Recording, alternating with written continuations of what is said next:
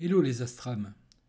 La Lune et les 7 planètes du système solaire vont se regrouper du 14 au 27 juin et elles seront visibles en même temps vers le 22. Ce n'était pas arrivé depuis 28 ans. On parle de grand alignement même si le terme n'est pas tout à fait précis. Nous allons voir comment observer ce phénomène.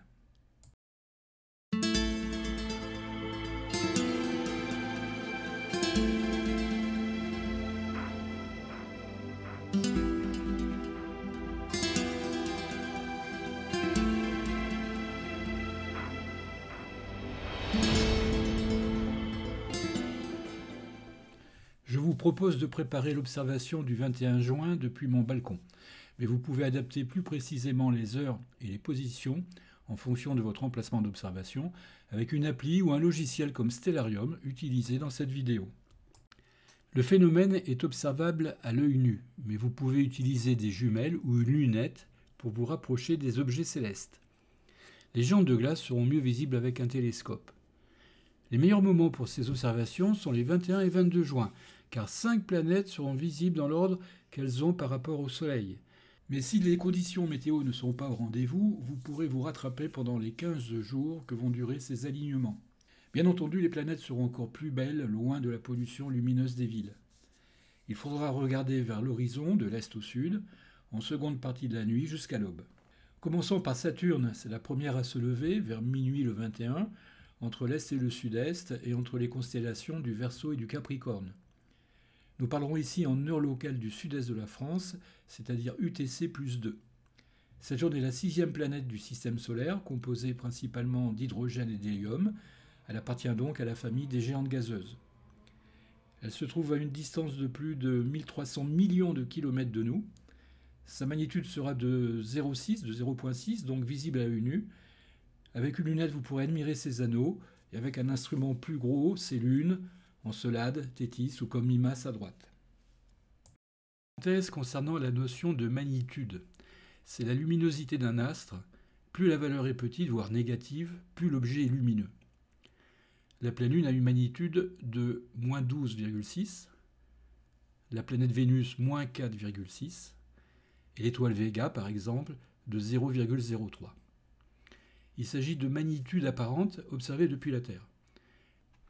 Mais revenons à notre soirée du 21, où Saturne devrait avoir une magnitude de 0,6. C'est maintenant le tour de notre satellite, notre Lune à nous, à près de 380 000 km de la Terre. Nous voyons son dernier quartier.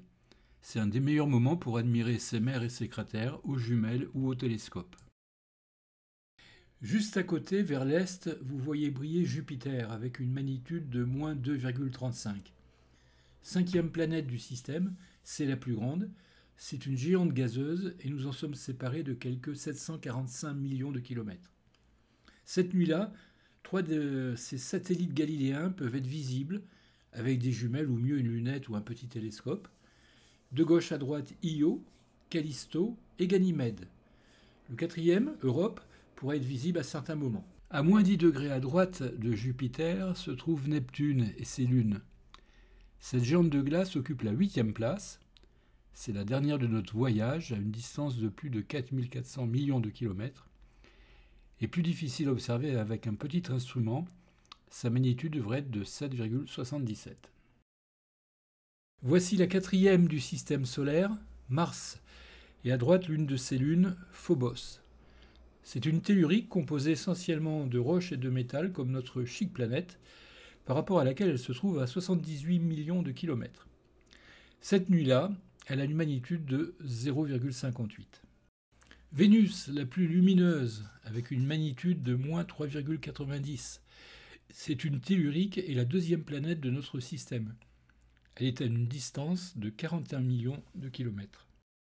À moins 7 degrés à droite de Vénus se trouve la 7e, Uranus et ses lunes.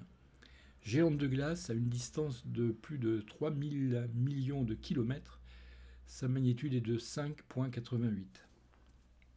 Enfin, juste avant le lever du Soleil, Mercure pourrait être visible dans un environnement bien dégagé, avec une magnitude de 0,15.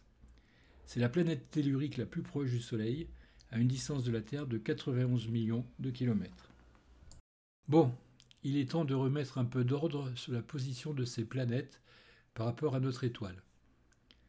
En partant du Soleil, à gauche, nous avons Mercure, puis Vénus, la Terre et sa Lune, Mars, Jupiter, Saturne avec ses anneaux, Uranus et Neptune. Si ce petit voyage dans le système solaire vous a plu, vous serez certainement émerveillé de le contempler en réel pendant ce grand alignement. D'autant plus que jusqu'à la fin juin, ces astres vont se positionner et se rapprocher différemment. Mais vous pouvez faire de l'observation planétaire tout au long de l'année et simplement avec vos yeux, des jumelles, une lunette ou un petit télescope. Pour conclure, je ne peux vous conseiller que de vous rapprocher d'un club d'astronomes amateurs pour progresser plus rapidement dans l'observation du ciel et de l'espace.